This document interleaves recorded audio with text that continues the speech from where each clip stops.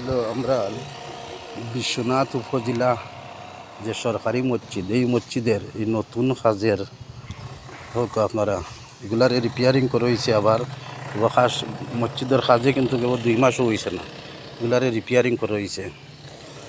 আর এই দেখেন পরিস্থিতিটা কীভাবে, আমরা কোন জগত বাস করলাম।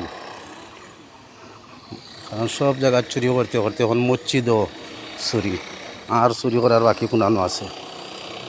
যদি আমার অনুরোধ রইল ঊর্ধ্বতম কর্তৃপক্ষ যদি একটা সুনজর রাখে, তাহলে মনে হয় একটা তা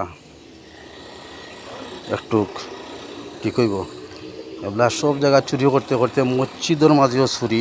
এখানেও ওই যে টাইলস বানিয়েছে, এখানে কোনো সিমেন্ট নাই, শুধু বালুর উপরে এই টাইলসগুলা বসানো হয়েছে।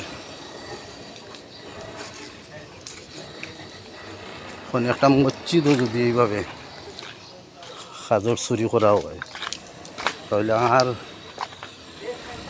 আর কোন জায়গার চুরি করা হইতো, আর কোন জায়গার চুরি করা হইতো।